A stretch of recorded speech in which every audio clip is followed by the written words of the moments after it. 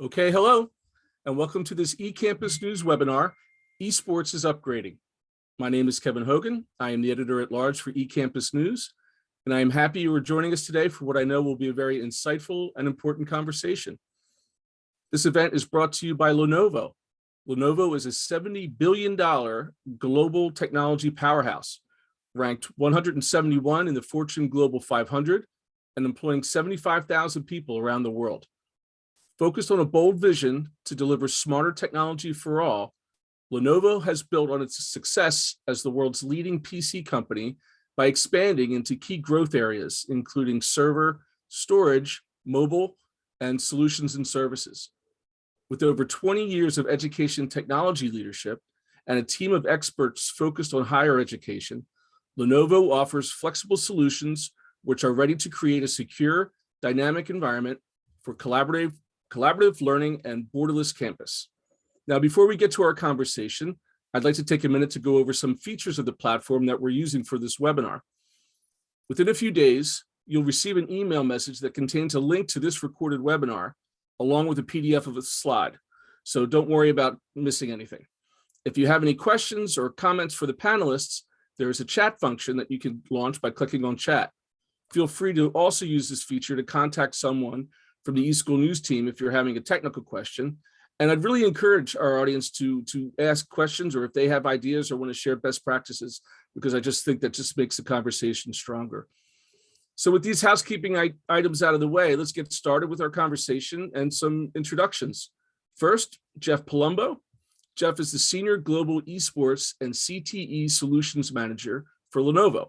He brings over a decade of experience in the gaming industry. He's also the lead designer for Lenovo's CTE Classroom. That's a program that was co-created with professionals from well-known brands that provide educators with complete access to a CTE curriculum. Through CTE Classroom, students can take part in real-world, hands-on projects that professionals work on. Most recently, Jeff is focused on esports in education, helping schools build successful esports programming. Next, we have Lee Hyde. Lee is the director of ITS ResNet at UNC Chapel Hill and the co-director of the Carolina Esports program. While he has over 14 years experience working in higher education and technology, his experience with esports grew out of student demand in 2018. Lee led the design, construction, and operation of the Carolina Gaming Arena, where varsity players can practice and compete while also attracting a larger community among UNC's student body.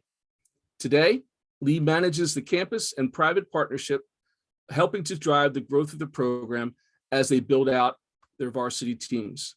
And last but certainly not least, Victor Gomez. Victor is an adjunct professor at the Stillman School of Business and manager of the Seton Hall University Esports at Seton Hall. These bios are so long. And Victor was also instrumental to the founding of the program, the creation and the growth of it. An accomplished alumnus of Seton Hall, Victor has been at the forefront of the university's esports endeavors since 2013, the same year that the United States officially recognized esports players as professional athletes. His expertise in the field has been integral to the program and its continued success. Victor also currently serves as an adjunct professor in the Stillman School of Business and on the Electronic Gaming Federation's Collegiate Division. And that's the Board of Governors that leads their impact committee. So gentlemen, thank you all so much for taking your time to share your insights with us. I really appreciate it. The number of years of experience that each of you have in this space, I really think we're going to get a lot of good insights for our audience. Now, everyone has heard the term esports lately, but do we really know what it entails? Like many other things in ed tech, you kind of have a concept of what that means, but it's another thing to see it in real practice. And especially during the pandemic, I know esports was certainly a popular topic, but I don't know how much implementation was happening, with the exception of you guys who've been doing it for a while here, before the pandemic. But with a lot of things, it seems that esports itself really accelerated over the last couple of years, even during the madness that we just went through. Jeff, maybe you can start us off and talk a little bit about the CTE program and where you see it from your perspective and where you see this phenomenon coming from. Yeah, well, I mean, esports has been around for a decade now, just not in North America. In North America, it's really started kind of getting its feet underneath it about 5 years ago, with some bigger universities like UC Irvine and Full Sail and a couple others. And they really did a good job of just kind of pushing through what esports is going to be. However, previous to COVID, a whole bunch of schools were also onboarding. You know, the NACE, which is one of the bigger and more substantial esports program or esports leagues in higher education, already had 170 schools that were part of it, and you need a varsity team backed by a school in order to actually get into that. So there was definitely esports was definitely generating a lot of pull. A whole bunch of schools were giving out scholarships already, or at least starting to. But I think what happened is when COVID was kind of onboarding, or well, becoming its own little fun 2-year stint that we had, and continues today, what it did is it really made schools look at how they're going to learn and how they're going to teach and where they can still do engagement outside of what your traditional sports would be. And gaming had always been there.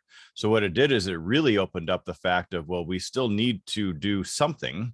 Obviously, you know, your traditional sports like basketball, football, and soccer were kind of out because they have to be in a stadium. You have to have people around. But with gaming, gamers are usually in their own home anyway, or in a lab like Lee and Victor are both in right now, or something of that. So we actually, esports and gaming in general skyrocket in popularity. PCs, whether they be desktop or laptop, are selling it like crazy across the board, just because they were like, oh, well, this is great. We can actually still talk to our friends. We can still hang out. So there's even a whole new section of gamers who kind of jumped into it. And let's not leave out Xbox and PlayStation and Switch as well. You know, a lot of people didn't have PC level or PC gaming type expertise or the PC to actually do that. But over 90% of households have some sort of console system. So they still found a way to connect. And through that, what we're seeing now in the trend is a lot of these schools want to maintain that engagement. It was almost like, while COVID was an awful, awful thing for everybody, in gaming, it kind of turned up the volume quite a bit and really helped it to push. And now students want to continue that. So they're creating clubs if they weren't already on school campus, which a lot of them have already. Now they're actually asking schools for funding. How they want to put some infrastructure around that. How does CTE, STEM, and STEAM planning, both in the K through 12 level and the higher education level, kind of merge and meld to each other? And what type of careers are overlapping with STEM and CTE that colleges and universities already have a ton of classes around? For instance, broadcasting. Well, broadcasting has been around forever, but now what a lot of schools are seeing, or students are seeing, is I could take broadcasting because I want to be a shoutcaster. And then schools like Seton Hall and UNC Chapel Hill are saying, well, how do we take that one step further? How do we really start to integrate curriculum or certain courses that can really help to tweak that? So it's not just broadcasting, it's broadcasting and esports. And then obviously from there, there's a ton of careers. It's not just broadcasting. It basically overlaps with every other professional sport. You have broadcasters, you have production teams, you have your AV crew, you have influencers who are, also shoutcasters of some sort, but are usually on the side doing, PR and things of that nature, and marketing, social media, business, finance, accounting. All those things need qualified candidates. And what we're finding out right now is that a lot of these gamers that were traditional gamers or just kind of find out about it really didn't know those careers existed in this field because it's so radically new. And even schools like UNC Chapel Hill and Seton Hall are doing amazing things, but even their programs are only within the last 3 to 4 years. So it really does allow scope in how quickly universities are really upticking on not only the engagement piece, which is extremely strong. And I know that Victor and Lee have really strong diversity-based programs around their esports and why they actually brought esports to their campus and how they funded them. So I'll let them, the real pros, kind of get into that. But what I do when I'm consulting with schools is really find out why they're doing it and kind of give this information. What are the trends we're seeing? Why are you doing it? What is your 1-year goal? What's your end goal? Is there an end goal? And then how do you start to incorporate all these things? And those questions all come out every single time. But the one thing that I think that we're kind of past now is why esports. Sometimes people don't know that esports is just, it originated as competitive gaming, playing games competitively on a console or a PC. Back when I was younger, in my younger days, there were the LANs that we'd bring together all the PCs and play Doom and Quake and Unreal Tournament and stuff like that. But now it's much different. It's schools getting behind it, students getting behind it. The quote unquote old school nerd culture is super strong. But the best part about it is you don't have to be a nerd to be in esports, because it's so diverse and so welcoming that anybody can join. And they really are that kind of helpful across all schools and just gamers in general. I mean, I'm not saying that there's not a troll here or there. If you've ever been on the internet, you might have seen one or two, but in the majority, it really comes down to these students just wanting to have like-minded people around, which is just as much a benefit to a school when trying to maintain and keep students or bring them on board as new students, or the health and wellness piece there, as well as the competitive nature and all the careers. So it really became, let's play games competitively, to, wow, this is really a program, and the competition is a percentage of that and how great it is. But I'm going to let Lee and Victor kind of jump in on those pieces, unless you have another question, because they really have very varying programs, but they overlap in a lot of spaces as well. Yeah, well, I know Victor mentioned before the webinar started that you have an unofficial start date to when Seton Hall did an official one. So, and I know almost a 10-year veteran now of esports. Does what Jeff say, how does that resonate with your experience? I think it matches it pretty handedly. I mean, again, if you're looking at video games as an esport, then you really have to throw it back a bit further to 1972 in Stanford, where they had access to computers powerful enough to play the very first esports tournament. I believe the prize was a 6-pack of beer and a Rolling Stone magazine subscription for life, which was fulfilling all stereotypes. That's awesome. Yeah. But even further than that, Atari held $100,000 worth of marketing for a $10,000 tournament in 1981 in a hotel that saw 10,000 people come out to try and win, right? We saw things like the very first American video game team in about 1987 that would go around the country on a bus with arcade machines so that they could challenge other people and people could challenge them. So if we're looking at esports as a whole, it's been around in the States for a while, but again, it didn't really blow up to the live streaming age, as we call it, till the past 5 years or so. For us, it's a great method to connect with our students, right? So this lab behind me is open 8 a.m. to 5 p.m., 5 days a week. Any student, any Seton Hall community member can come in, play games, relax, and we've seen friendships form. We've seen groups form out of that. We have our mental health resources here as well, so that if they want to check them out or learn more, it's not a pressured environment to where they can just go, oh, okay, cool, that's awesome to know, and then they can go on with their day. Because a key component of video games is the fact that, yes, it is community based, right? But it is also a way to go beyond certain things that you can do in real life, right? So whether it be challenging other people halfway around the globe, which you can't regularly do, or whether it be achieving something great with 40 people at one time, all those things really build upon from gaming. So for us, we saw it as an opportunity as students back in 2013. We had just founded the Seton Hall Gaming Sector Club, which was a bit different from what most universities do. We centralized all games, tabletop, video games, role-playing games, all of them into one club and organization. And then we split that up into sectors so that everyone could feel as one massive Seton Hall gaming community, rather than, oh, we're gamers at Seton Hall, but we only do D&D 3rd edition, right? We only do Street Fighter. So it's one of those things that we saw as an opportunity back then. And the Big East really saw it as an opportunity in 2018, and we signed up officially with League of Legends and Rocket League back then.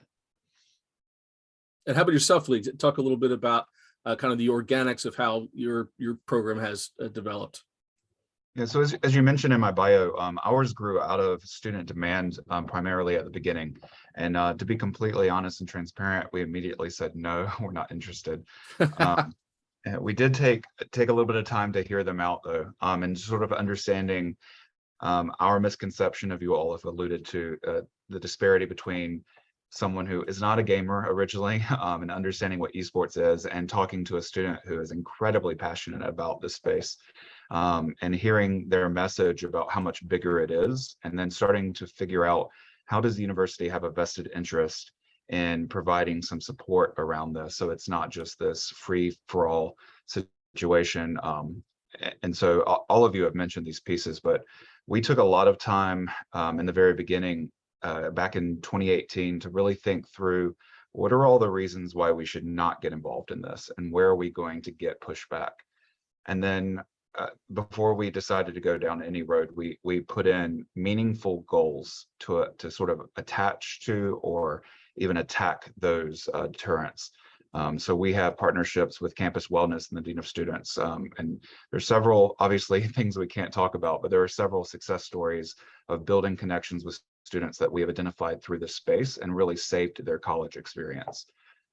We've done a lot of work with the wellness organization to develop Wellness Wednesdays, where we talk about better interactions around gaming to lead to a better mental and physical health experience. And those are sort of the support pieces that our Parents Council really wanted to address, as well as our time limits on play within the space. But then, as Jeff mentioned, the structure of esports is so much bigger than one person sitting down and playing. And we have a communications department, journalism school here on campus. We have a sports medicine and sports education area, and we started pulling in professors from all of those areas who really found ways that they could tie in their classes with what we're doing here. So we work closely with sports marketing and event management to understand how we can generate knowledge around how to produce really good esports events. As Jeff mentioned, we have a streaming studio, and our communications department brings in guests for us to help understand better ways to improve our streaming and build our community. And frankly, we've now sort of split into an esports club and program, and then a production program as well, nearly the same size at this point. So it's pretty phenomenal how quickly, once you show that you're interested as a university and provide support, they'll come and be a part of that. So we haven't gotten a question yet from the audience, but we got a comment saying that the labs are awesome, fellas, and I have to agree. But I also have to think that maybe some folks who are watching may be a little bit intimidated, maybe if they haven't started a program yet, and say, wow, I mean, like, that's pretty sophisticated stuff. Maybe each of you can talk a little bit about some of the first steps that you made when it came in terms of the acquisition of hardware, and some advice on what you really need to kind of do that first step. And maybe we'll start with you, Lee. Sure, I'll say my experience is different than what you would experience today. When we first started this, I think we were a little bit ahead of the curve in terms of organizations that sort of knew how to guide us. Lenovo, unfortunately for us, was a really good partner that we trusted on campus. And so we did shop around our idea quite a bit, just trying to understand how can we provide confidence in a space? What are we not going to consider? Because to be quite frank, this is not the same as a computer lab. And in very few ways, it's the same as a computer lab. In a computer lab, for example, you don't have to think about the spike of power that all of your computers are going to have on your system when you start up a tournament running them all at exactly the same time. Luckily for us, some engineers at Lenovo gave us that heads up. Things like that go into play. So I definitely say, first and foremost, is you need to ask questions of your community. You need to trust that there are other people who have had negative experiences and learn from those. And then you really should overshoot your plans a bit. So shoot for the moon and reach for the stars, sort of to speak. But for us, we wanted to make sure that we were providing the best equipment possible. There's a massive disparity between the top most privileged student at UNC Chapel Hill and the lowest privileged student. In fact, about 20% of our students are on full ride scholarships. And so we wanted to provide a space where it would level the playing field. And over time, you would have access to equipment that the best players out there were playing on throughout their middle school and high school careers. And so that's what we've done. And we've made a commitment to make our space completely free to all students, to give them that access. But again, our partners, Lenovo being one of them, but we have a lot that we bring in and we just ask questions and then we give them feedback. It helps them become better. And then we bring that back and sort of tweak the experience that we're providing based on that. Yeah, and Victor, how about your experience when it comes to developing what you have there now? Yeah, so a bit of a different experience just because we started off as students. I remember our first draft was asking for something like $500 worth of equipment. To emphasize, our school has a one-to-one program wherein in partnership with Lenovo, every student gets a Lenovo laptop. Esports titles aren't known to be the most graphically demanding. And so we had originally set forth on what is the bare minimum we can run on. And so we asked, hey, can we just get Ethernet adapter rooms with connectivity that we can plug into an Ethernet to USB adapter into our laptops? And we'll be fine with that. We'll be happy with that. Oh, how young I was. So as we mentioned, right, there's so many more considerations, right? There's internet considerations that have to be made. If you're running it on the university network, then it would behoove you to have some sort of subnet specifically for that room so that when you're playing a tournament, it's not at the same time as all of the economic department having an accounting exam, and now all of a sudden you're fighting for bandwidth, right? There's power considerations, etc. But I will repeat those wise words: ask questions, right? Ask questions, do your research, talk to the experts, because there's a lot of things that one might not consider, right?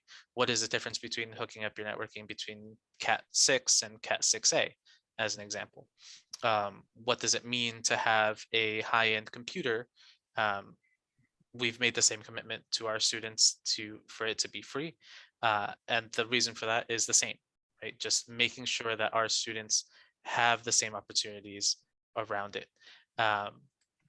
Specifically, thinking about how that room is going to be used is also another consideration, right? So students are used to playing at home. That means that they're used to speaking a certain way or at a certain volume. Whereas in a university environment, that may be completely different. So starting to structure some rules around it. What is permissible, what isn't, how to have the students recognize, hey, maybe you're being a bit too loud or a bit too aggressive. Please don't use that language. And it's a teaching moment. I see everything as, if we can apply it, then we can apply a teaching moment with it, to make our students the very best that they can be, right? So even if it's just a Friday afternoon casually playing games, let's make sure that they're doing it as the best representation of Seton Hall as they can, if they're doing it within our wheelhouse, so to speak. So originally, I would say ask questions. For us, we evolved that plan to now what you see behind me, with customized chairs, a nice final wrap on the wall, and know what games you're going to be playing if you're going down this route, because that will determine what you need, right? If you're playing League of Legends, Rocket League, you might not need the cutting edge software. It's certainly going to help, but it's not going to, there's some diminishing returns, right? If you're playing a game like Call of Duty, you're going to need some more graphical power to make sure that those students are getting the best experience and they're getting their best foot forward when competing. Yeah. And Jeff, I assume, each institution will have different levels of where they're getting started, and where they're going. Talk a little bit about your experiences there when it comes to those initial installs. Yeah, I mean, I've obviously worked with both Lee and Victor as they were building out their programs, which has been awesome. especially since, I graduated from Syracuse. So, working directly with Seton Hall and UNC has been interesting at the least. But I wore blue today. I wore both color blues to show solidarity. There's no orange here. I think the big thing that I usually do is I ask a lot of questions, and those questions are usually not product based till the very end. Product is relatively simplistic. To Victor's point, if you know what games you're playing, you kind of know what PC you're going to get. The one thing that we want to make sure is that you're not overspending. If you're playing League of Legends, you do not need an RTX 3090. It just is. You can have one. It's great, but it's overkill for what you're trying to accomplish. If you're trying to render, the ultra spec on Call of Duty in 4K and record it, you're probably getting more into that 3090 range, or even something with a quadro card in order to kind of to chew it all up. Splitting it into one is gameplay and one is actually recording, just because it's so intensive on the systems. And I think actually Victor and Lee both have that set up now because of that exact opportunity. But usually what I tell people is, how are you going to manage this space? We get into a lot of operations management. Do you know that you have to update your games every Tuesday? And, normally that's not a big deal, but sometimes they're like, we have to do what now? And if you have 38 PCs with 40 plus games on a Tuesday at noon, you're potentially pulling down over a terabyte of data right during the day, and IT is going to be fuming. So that's where the subnet comes in. That's where, dedicated lines come in, things of that nature. But it also comes from, what do you want to do? Do you want to update those manually? Are you going to have staff that does it? Are you going to have graduate assistants? What does that look like? Do you want it to be automated? Both Victor and Lee at UNC and Seton Hall use a Pixie Boot system with GG Rock. So they have the ability to update on the fly, and it auto updates as well. They can push an update, but it kind of takes that operations piece off and makes it automated. The other piece is, how are you going to staff it? What hours is this going to be open? Are students going to have it for free? Do they have to pay a little bit? Are you going to have times where it's general public and then it's times for varsity? And then also engagement strategy. How are you going to get this out across campus?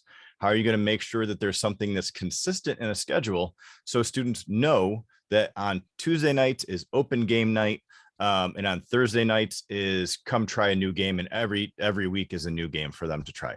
Because you're really, to Lee's point, it's really about the students, and student success comes in multiple formats.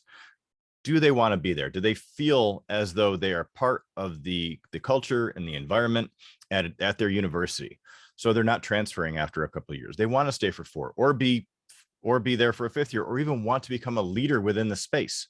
Because, maybe they don't want to be varsity, but they would love to do the social media for the team or something like that.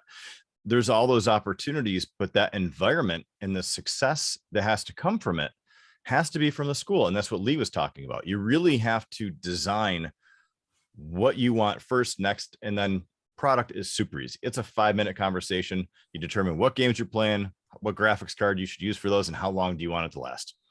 And you're pretty much done. When it comes to great layouts, Victor started, like he said, in basically a sublet room with internet, and that's how the program started. And a lot of them do. A lot of them don't have space yet in order to actually have a dedicated space on the esports campus, which is where both Lee and Victor have worked with their campuses in order to get that. At UNC Chapel Hill, they gutted an entire old part of a residence hall that used to be a computer lab, if I'm not mistaken, that people hadn't used in years, and retrofitted the entire thing. And they both look amazing. However, to start, you really need 6 PCs and 2 consoles. The reason for that is you can play pretty much every game that's around. Like I said earlier, a lot of people don't have a gaming PC at home, but they have a console. So from the engagement perspective, there is something there that they're used to. There's something they can gravitate to. They can meet people and then be introduced to things that might be on the PC side, or it overlaps, right? Rocket League can be played on pretty much anything now. And then it's that engagement. Hey, come back Tuesday night, bring a friend, enter for a drawing for, a free pizza from, the local place down the way. If you're ever near UNC Chapel Hill, make sure you hit IP3s. It's wonderful. That's not, they didn't pay me to say that. And it really is a fantastic pizza place. But that's what I say is baby steps. Let's plan what success looks like. Let's plan what steps look like. And that way, if you're starting smaller, even if the walls aren't painted, there's not TVs all over the place, there's not lighting, there's not that stuff, you'll get there. What you want is to try to create a space of critical mass that shows your upper management that this is working, that people like it and the students are engaged and they want more, and it's either not big enough or we don't have enough. And right now, if I'm not mistaken, both Seton Hall and UNC Chapel Hill are busting at the seams with how big their programs have become over, obviously it was pre-COVID for UNC, and then they launched it post-COVID. And then the Seton Hall had it, and now it's like doing its grand opening. But the students are already taking over, and they're like, this is amazing, this is what's going on. And they get bombarded, not with tech questions, although making sure that you have tech represented to Victor's point, 100%. Make sure engineers and tech know what the heck's going on. But they're coming to tell them what they want to do next. And I think that's the best part. And a lot of it is learning. Are there courses on campus? What can we do here? Can we hold an event? Can we volunteer? We held a great event at UNC Chapel Hill just as COVID was getting out, with the Special Olympics of North Carolina, where a bunch of athletes came and played, and there were students helping the athletes kind of work through some games. They were having a great time. That didn't come from me or Lee.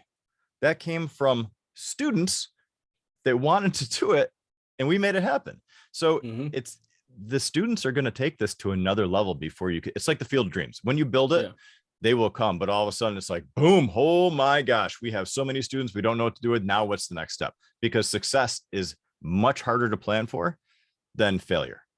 And they have both been super successful programs so far. That's a really good segue into another question that has come from the audience. How do you guys develop policies and procedures around student management? This, for esports coaches, when you're putting these leagues together, but I assume there's some other acceptable use policies and some other sort of kind of management stuff. Maybe Lee, you can start us off talking a little bit about that administrative side of things, maybe the more, not as much fun as talking about the technology, but some of the business. Well, it depends on where you come from. It can be actually a lot of entertaining moments having these discussions. For us, we knew straight away that our students wanted a more organized program with professional staff and coaches.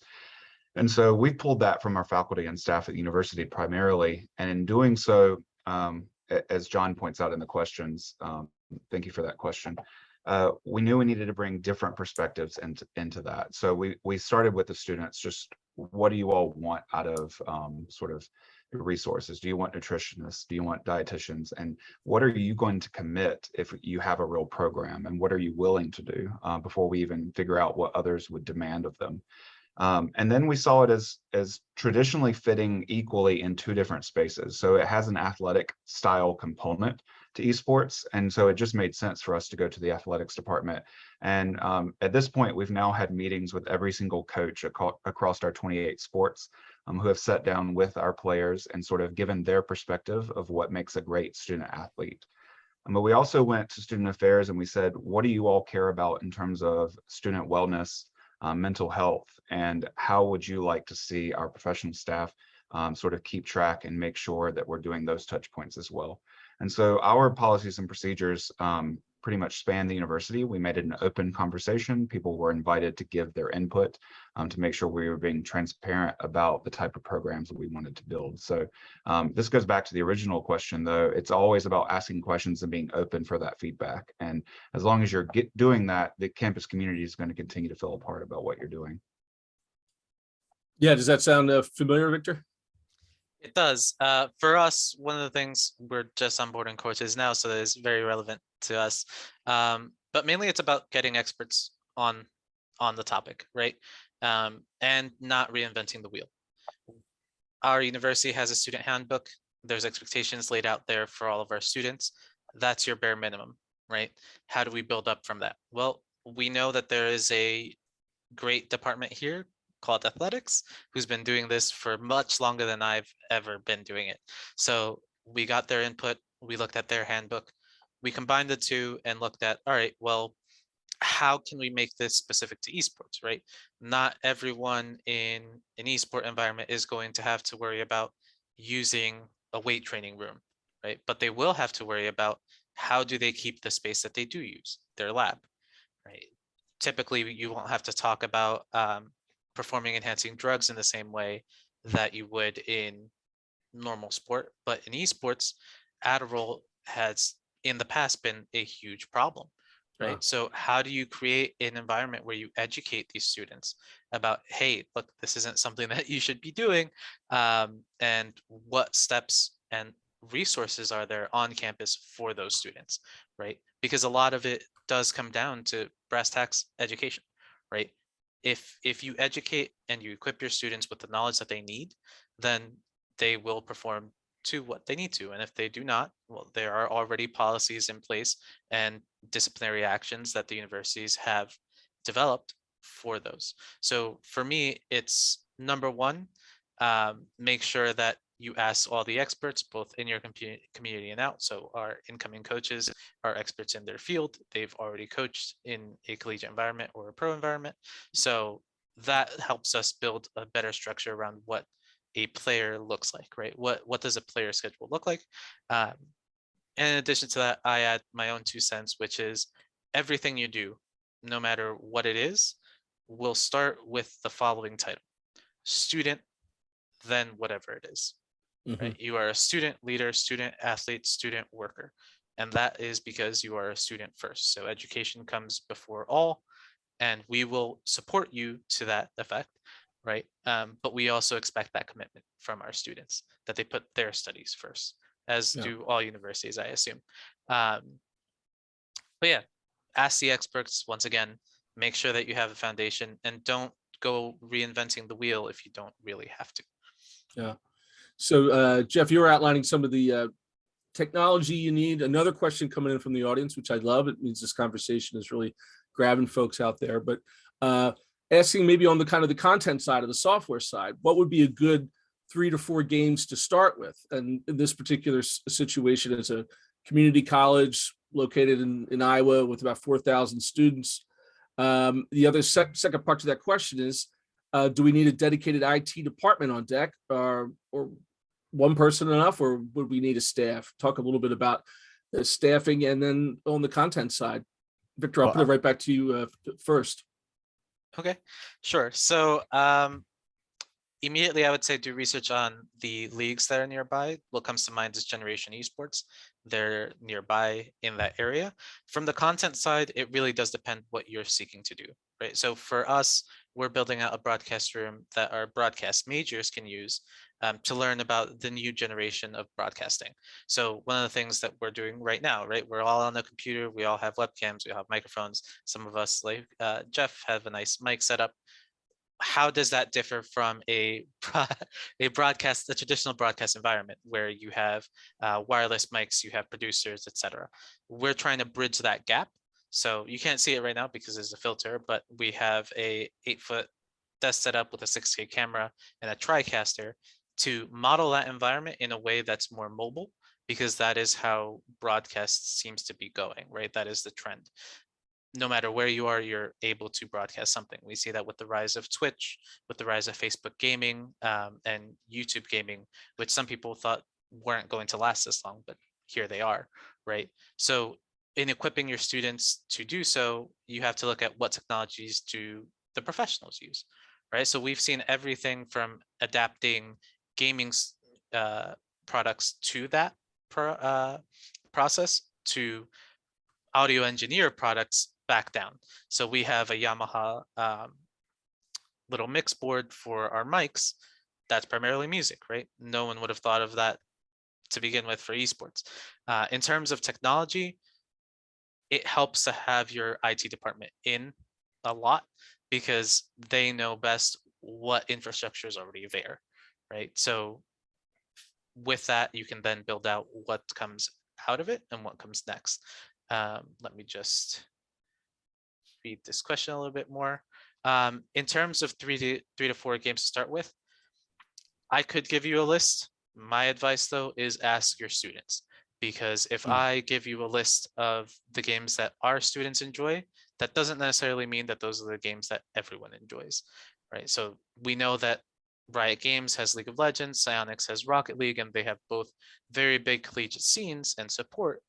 So while they're very intriguing and valuable to have, if none of your students play League of Legends and all they do is play Madden or NBA 2K, then you're looking at a level next, right? Not so much Riot Games or CeeLo. So survey your students, they're gonna know best. That's where you should build out your engagement from. That would be my recommendation. Yeah, does that resonate, Lee? Yeah, absolutely. I will offer suggestions anyway. And that's only because if you are at loss for every other option, picking the largest titles in the world is an easy way to go. It will always attract someone. And so League of Legends, Overwatch, Rocket League are fantastic games to produce visually as well. And that's one of the key pieces that we had to go ahead and begin with our production teams at the beginning, is we didn't want to just play in a silo and the players were the only things happening. We wanted to attract people. And those three titles are, with the right casters, and frankly, just go to YouTube and look for some examples. But with the right casters, you can make those incredibly high energy, passionate events, very similar to a sort of an NFL style game. And I think it helps attract a lot of people who are just sort of, oh, there's a lot going on there, and things. And we also have staff working today in the arena, so I appreciate that. It attracts a lot of people who are interested in, like, hey, that's flashy. What are they doing? And maybe they'll come to one of our newbie nights and get involved and grow into the skill set to be one of the players in the future. So picking those big titles also implies that there's also a lot of money and interest behind it on an international perspective. And so those are also happen to be the titles for the largest events in the world for their championships. And so those are easy, slim picking options. And in terms of IT, we're in a weird space. My IT group is already here on campus to sort of support spaces like this and interaction with student affairs and others.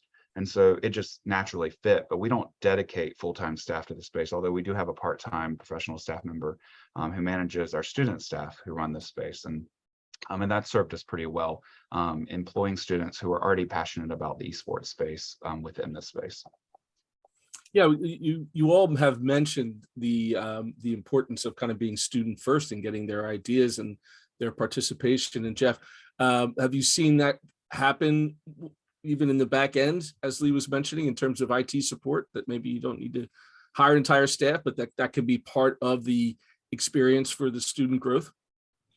Yeah, I mean, it's what I tell every school to start is make sure IT is involved. That's 100%. Like, now, do you need a full-time person running the space from the IT world? It depends on the school. Again, it depends on the infrastructure, depends on the network. But I will say a lot of schools are starting to say, okay, we have a networking certification, and people are starting to earn certifications in networking, making, maybe they are or aren't part of the esports program, but they are tasked to actually do the networking in that space. So it's like hands-on learning. And I think that's what a lot of people are starting to see. And this kind of gets into what Christopher was kind of asking about, is esports is really one of the, I don't want to say one of the first, it's one of the most apparent that allows younger students, whether it be in college or even in high school, to start getting hands-on experience with things they might want to do later, because the barrier to entry is so low. Meaning you're at a college or university, and we have two of the top tier ones here in the country, their IT team has certifications. They are certified in what they have to do, and they have qualifications that are on the campus to open up that program and say, yes, I'll teach, 2 students or 2 graduate assistants how to do this. And by the way, you're now getting your Cisco certification or whatever it might be. That is happening. And because it's not difficult. The IT staff is already there. Same thing with marketing. There's a lot of marketing professors who are like, oh, you want to learn about marketing? Sure. Or broadcasting. Yeah, we can teach you about broadcasting. That's great. So what they're doing is they're taking this ideation and learning it in school schools are starting to, again, back to the asking, students are going to ask for things. And they're asking, hey, how do I manage this space? And most IT directors are like, well, A, from security perspective, I don't really want you messing with it. But B, that takes a load off my mind. So we're going to try to find a way to do it. Because most IT professionals I know at universities are stretched pretty thin with how much they have to accomplish. So having help, even in one space, is very beneficial. So yeah, we do see that. And then we start to see it trickling into high school. We're also seeing from trending is that high schools in certain areas around certain colleges, and it's not 100% onboarded yet. The problem with a lot of curriculum in esports, regardless of higher ed or K through 12 or graduate type stuff or outside programs, is there's no real standardization yet. That's the biggest problem. And that's not necessarily a bad thing. It's just because a lot of people are getting together and there's no standardization of how things are done. So that is starting to create itself in K through 12. What is K through 12 going to do? How are they going to start teaching it? You know, I'm working with a couple companies and to potentially build out some curriculum-based programming, as you said, for the CTE and the esports type stuff. But what we want is it not to stop there. A lot of education, as you can see, starts in K through 12, and then they say, I really want to learn in college. And that's where they start their journey. What esports does is it gives them hands-on experience in middle school or high school. So when they get to university or college, if they jump into UNC or Seton Hall, the classes are already waiting, and it's a continuation. It's making them better. It's tweaking it. It's showing them how to be a professional in the space. And I think that's the coolest thing about what esports is doing is any student, even in high school, if there's a tournament going on or a PAX East or a PAX West or like a conference type thing, or any tournament that's happening across the United States right now or Canada, they have the ability to go say, I want to volunteer, show me something. They now have hands-on experience at 14 years old. They understand networking for a major event, which some people in their 30s are still working on with that cert. The goal of education, at least in my opinion, in K through 12, is to engage and get people and students pumped about wanting to learn something. Yes, you might have skills, you might gain some experience, but then you have the ability to either start a career or go to the university and really tweak it and make it awesome. And I think that's where universities are really starting to pick up on it, is what are they learning so that we can add to it when they get here? And for people that have never been able to do that, where do we start to get them up to that space? And again, I don't work for a university, but that is what I hear from a lot of universities and K through 12s across the country. Another interesting aspect of a question that came in, and this is great because it just totally nails on in terms of the higher ed aspect of things. One of the audience members is talking about they are looking about doing research about esports, right? I mean, have either of you gentlemen have any of that going on yet? I mean, it's just such a pure, great academic sort of exercise to kind of analyze yourselves, right? And generate your own data and research. Yeah, we do quite a bit, actually, more than I expected we would, even though it was one of our core goals going into it.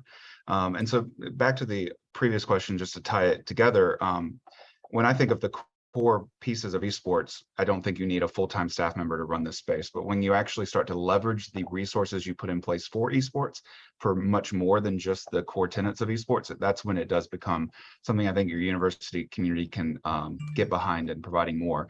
And so we actually utilize this space counter to what Seton Hall does. We only open at night from 5 p.m. to 11 p.m. During the day, we are available for academic research projects, for outside groups that want to come in and do any sort of interaction within our space. And so right now, in 3 weeks, we're hosting a national modeling conference. So there's professors from all over the country coming in to utilize this resource to build 3D models in real time to solve some biomedical challenges. We are doing one research project with a professor who's developing eye tracking equipment to make players better in esports. And then we're doing just simple data capture off of the students that we do serve in here to make sure that we're understanding the impact this space is having on them. And so we have a bunch of assessment professionals around the university who have taken the data to show, are we retaining students more based on the interactions we're able to have with them? And then even considering all the way down to what game are they playing, or what is the interaction exactly that they're having in the space, and trying to develop direct connections so that we can translate that message to others and help build sort of the support for the program. So every little piece that we're doing, and we try to do as much as we can in academia. We have a game design program here on campus, and so senior design projects are unveiled here in the arena. And all of those little pieces go into just continuing to increase the awareness as well as support for what we're doing, so that we can continue to build in additional connections. That's very, very cool. Victor. Yeah, I definitely agree.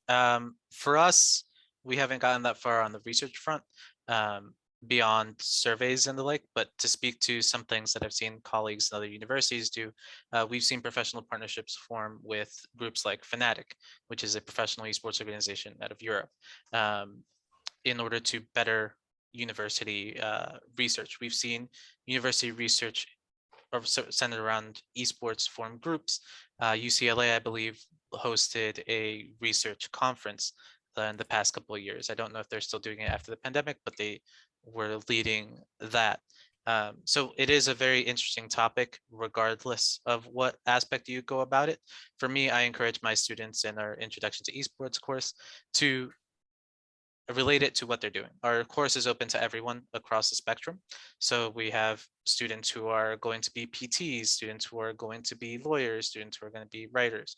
So how do you relate the knowledge that I'm giving you regarding esports and the industry to what you're doing? And I know it's not specifically research, but to talk a bit more on the pro scene, right? We have seen teams have dietitians, have psychologists, have player managers, and then managers for their managers, just because of the intensity of how often players compete at that high end, and how many different disciplines have to be put in order to successfully run a team. And so we see a lot of universities mirroring that. Very cool. Very cool. I could see a lot of potential for a lot of the game design things and spilling out into different verticals too, right? Just in terms of augmented reality and virtual reality, working in the medical fields and other stuff. So that's really, really kind of intriguing stuff. I knew the toughest part of my job here would be to end the conversation at the top of the hour, and we're creeping up to it really quickly. But I wanted to ask each of you just one final. We talked about the past, Victor. That was a great kind of a history 101 of esports that I hadn't heard before. And I think we got in pretty deep into what's happening right at the moment. But let's get, as a kind of an executive summary here, where do you see your programs in 3 years, in 5 years? Give us a short-term horizon with all things being equal, and where you intend to see your program. And Jeff, I'll leave you with the final word, just in terms of give us where you see these programs as well. But maybe Lee, we'll start with you. In 2 years of the pandemic, I've never not unmuted on time until today. I would say I'm very excited about where our program goes. And again, keeping in mind that I described program being much larger. So within the next 3 years, we intend on having an 11-week summer camp program fully in place, inviting high schoolers and middle schoolers. And we're driving all of that to build into our live-on entry-level gamer communities here on campus. So we have 2 buildings slated to house over 1,200 students, to build into pocketed communities with live-in professional staff that can kind of train them as newbies, and growing that into a targeted sort of intentional program where we have multiple JV and varsity teams that we can pull from for all of the major titles. All of that is, of course, going to be continuing growth with additional academia interaction, making sure that we're building a broader community than just the competitive gamers. And so more attention, more resources, and sort of more results is the name of the game there. Great. And Victor? Yeah, from our end, on the competitive side, keep winning. We took a national title. We've won 2 Big East titles. We plan to keep that in motion. We plan to redo our esports camp, which we held for the first time this past summer, and hopefully start building out a certificate expanding upon that first initial offering of introduction to esports. Our goal is really to become as integral to Seton Hall as we can. So tying in partnerships across the board, getting the broadcast school and our new Center for Sports Media involved with the future of our broadcasting program here in Seton Hall Esports. So for us, it's always go higher, win more, and make sure that our students are the best at what they do. Yeah. And Jeff, you started us off with some big picture. Maybe you can end us off with some big picture crystal ball. Yeah, I mean, that's kind of my job, is to look 5 to 10 years ahead of time. So I definitely see there being in the near future a pretty substantial rush into what we consider the mainstream market. ESPN, CBS, ABC, NBC starting to pick up a lot of esports, not only from a professional perspective, but from a collegiate perspective as well. That at those advertising dollars that are now kind of out there, you're going to start to see those trickle into esports programs, and which is going to help the program. They're going to expand. They're going to be able to do all really sorts of cool stuff that they haven't before. And that's why content right now is key. That's why you see Seton Hall and UNC Chapel Hill building production, because they're outputting tons of content, because that helps their brand. So you're going to see a lot of that. A lot of more AV and production are coming up. The integration of what I call the ecosystem, the esports ecosystem, which is that integration of high school to college, and then how do you do the hands-on learning, learn during the day, and implement at night in your esports space. Outside of that, AR and VR are going to be massive. We are not sure exactly how they're going to integrate, but we know they're going to integrate. VR sort of is right now, and so is AR from a gaming perspective, but from an esports perspective, a lot of that is going to be the design, the infrastructure, how that's working out. And then, of course, you have the metaverse, which is the big question, which technically can't run now, and we don't have the power to do it, at least for the next 5 years. But it's there. It's coming. What part of that is going to be happening? Where is esports going to integrate? Where is esports going to integrate into cryptocurrency and things of that nature? It really is an amazing space to be in, even if you're not a gamer. The esports space is going to be fantastic in the next couple of years, and super exciting as it expands. And I implore more and more schools to jump in, start with baby steps, jump in. My job is to help make you successful. It's not to sell you PCs. When it comes to Victor and Lee, their universities aren't there to make sure that you have a great place to play a game. Yes, that's part of it, but it's about the engagement, it's about the diversity, it's about the learning, and it's about showing people that they're like people exactly like you, even though you might think you're alone. And that health and wellness and the education that comes with it could make you an all-star in many things, even outside of esports. So baby steps to success is what I would say. That's where we're going. Great insights, and great insights from all of you. I just really came away from this hour where I had a particular perspective of esports, which is now just kind of expanded in the way that it's integrating into the overall higher ed experience is really interesting. And I'll just speak on behalf of the audience and with all the questions to thank you for your time. I see that our time's about up, so I am going to wrap things up here. As a reminder to the audience that you'll get an email within the next few days that contains a link to this recording along with the slides. Thanks again for everyone who participated, and have a great day. Thanks, guys. Thank you for having us. Thank you for having me. Have a great one.